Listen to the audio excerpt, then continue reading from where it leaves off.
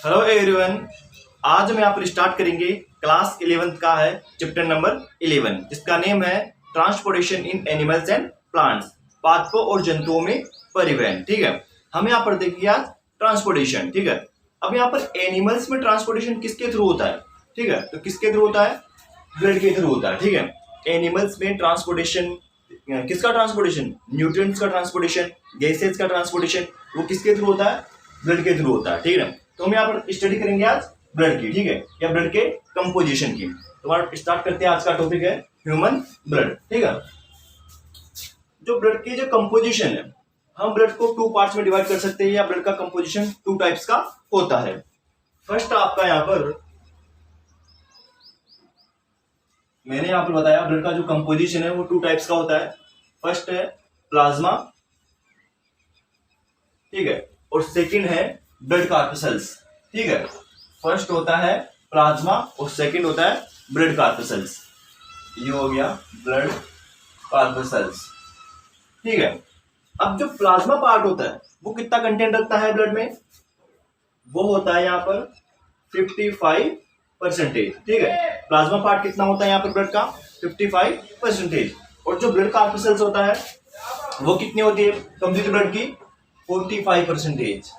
ठीक है, मैंने यहाँ पर बताया, यहाँ पर जो ब्लड का जो कंपोजिशन है वो टू पार्ट्स में डिवाइड रहता है। फर्स्ट आपका प्लाज्मा और सेकंड है ब्लड कार्पसेल्स। जो प्लाज्मा पार्ट है वो 55% कंटेंट रखता है, और जो ब्लड कार्पसेल्स है वो कितनी होती है? 45% होती है। अब देखते हैं यहाँ पर प्लाज्मा के बारे में देखते हैं हम। प्लाज्मा जो होता है उसमें 90 से 92% क्या होता है? वाटर होता है। मैंने यहाँ पर बताया जो प्लाज्मा पार्ट है उसमें 90 से 92% क्या होता है? वाटर होता है। एंड जो उसका 8 से 10% पार्ट जो रिमेनिंग रह गया वो क्या होता है? इसका सॉलिड पार्ट होता है। ठीक है, मैंने यहाँ पर बताया प्लाज्मा का 90 से 92% पार्ट क्या होता है? वाटर होता है, और जो 8 से 10% पार्ट है वो क्या होता है? इसका सॉलिड पार्ट होता है। अब देखते हैं सॉलिड पार्ट के बारे में। ठीक है, जो इसका सॉलिड पार्ट है वो टू टाइप्स का होता है। फर्स्ट है इसका, मैंने यहाँ पर बताया जो सॉलिड पार्ट है प्लाज्मा का वो कितने टाइप्स का होता है? टू टाइप्स का होता है। फर्स्ट है इसका इनऑर्गेनिक पार्ट। फर्स्ट है यहाँ पर इनऑर्गेनिक पार्ट। ठीक है, और सेकंड आपका यहाँ पर ऑर्गेनिक पार्ट।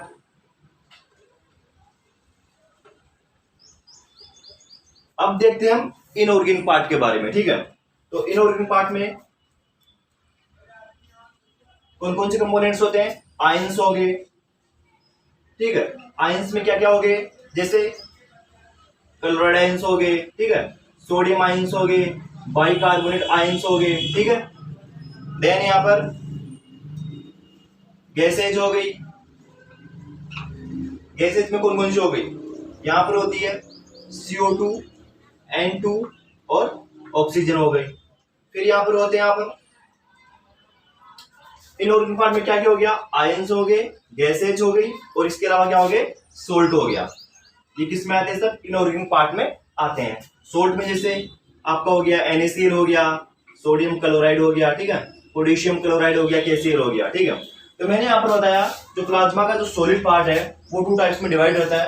फर्स्ट है इनऑर्गेनिक पार्ट और सेकंड आपका ऑर्गेनिक पार्ट। जो इनऑर्गेनिक पार्ट है उसमें रहते हैं कई कंपोनेंट्स रहते हैं, जिनमें है आयंस, गैसेज या सोल्ट। ठीक है, आयंस में रहते हैं आपका क्लोराइड आयंस, सोडियम आयंस या बाइकार्बोनेट आयंस। ठीक है, फिर आगे देन गैसेज में अगर CO2, N2 और O2। ठीक है, carbon dioxide, nitrogen and oxygen. ठीक है, फिर सोल्ट में आप क्या? NaCl, सोडियम क्लोराइड हो गया, और पोटेशियम क्लोराइड हो गया, KCl हो गया। अब देखते हैं इसके ऑर्गेनिक पार्ट की। ठीक है, हम देखते हैं इसके ऑर्गेनिक पार्ट की। ऑर्गेनिक पार्ट में क्या क्या होते हैं? ऑर्गेनिक पार्ट में क्या क्या होते हैं? ऑर्गेनिक पार्ट देखते हैं, सबसे पहले होता है प्रोटीन। ऑर्गेनिक पार्ट में होते हैं प्रोटीन। प्रोटीन कौन कौन सी होती है हमारे ब्लड में? हमारे ब्लड में होती है एल्बुमिन। ठीक है, एल्बुमिन हो गई, ग्लोब्यूलिन हो गई। ठीक है, एल्बुलिन हो गई, ग्लोब्यूलिन हो गई। ठीक है, प्रोथ्रोम्बिन हो गई, प्रोथ्रोम्बिन। ठीक है, ये तो होगी हमारे ब्लड की प्रोटीन्स, एल्बुमिन, ग्लोब्यूलिन और प्रोथ्रोम्बिन। ठीक है ना, अब इसके अलावा क्या क्या होता है? इसके अलावा होता है डाइजेस्टिव पार्ट, इसके अलावा होता है डाइजेस्टिव पार्ट। डाइजेस्टिव पार्ट में क्या होगा, डाइजेस्टिव पार्ट में क्या क्या होगा, जैसे एमिनो एसिड हो गया, ठीक है, इसके अलावा ग्लूकोज हो गया, सुक्रोज हो गया, ये सब किस में आते हैं, डाइजेस्टिव पार्ट में आते हैं। इसके अलावा हो गया हमारे हार्मोन्स हो गए, ये भी हमारे ब्लड में होते हैं, ठीक है। इसके अलावा हो गया एक्सक्रीटरी पार्ट हो गया, एक्सक्रीटरी पार्ट हो गया, ठीक है ना। इसमें क्या आ गया, एक्सक्रीटरी पार्ट में क्या क्या होता है, यूरिया हो गया, ठीक है, यूरिक एसिड हो गया, ये हो गया हमारा प्लाज्मा का कंपोजिशन, ठीक है। मैंने आपको बताया जो प्लाज्मा कंटेंट रहता है वो कितना होता है 55%, जिसमें होता है 90 से 92% क्या होता है, वाटर होता है, और 8 से 10% क्या रहता है, सॉलिड पार्ट रहता है। जो सॉलिड पार्ट इसका 2 टाइप्स में डिवाइड रहता है, फर्स्ट आपका इनऑर्गेनिक पार्ट और सेकंड है यहाँ पर ऑर्गेनिक पार्ट। जो इनऑर्गेनिक पार्ट है उसके कंपोनेंट कौन कौन से होते हैं, आयंस, गैसेज या फिर सोल्ट, ठीक है। आयंस में कौन कौन से, यहाँ पर क्लोराइड आयंस हो गए, ठीक है ना, सोडियम आयंस हो गए या बाइकार्बोनेट आयंस हो गए, ठीक है।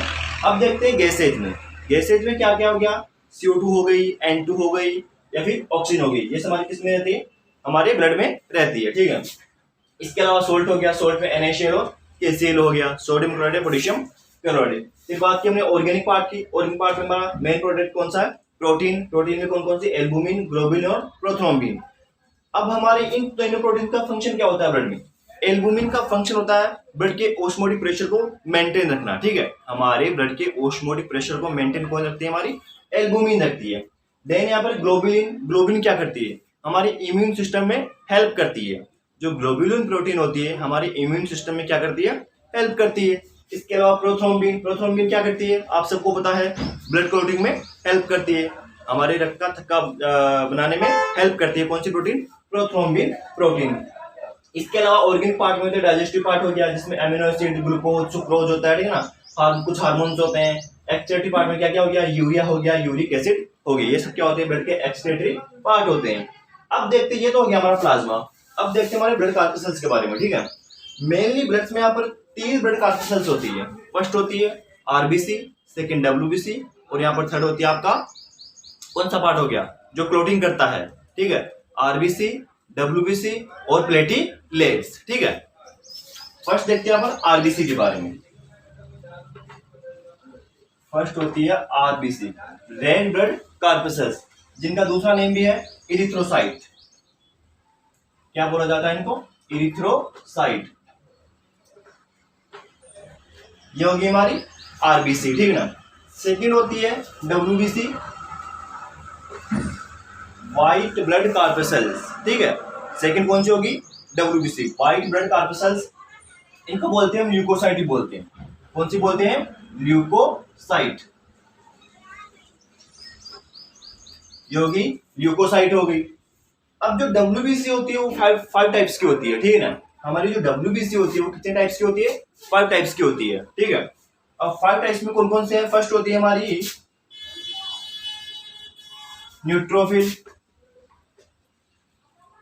न्यूट्रोफिल। सेकंड होती है लिम्फोसाइट, ये होगी लिम्फोसाइट। थर्ड होती है, अब इसका जो फॉर्मूला होता है कैसे रटने का, NLMAB, न्यूट्रोफिल, लिम्फोसाइट, मोनोसाइट, ठीक हो, NLMAB, ठीक है ना। एसिडोफिल और बेसोफिल, ठीक है।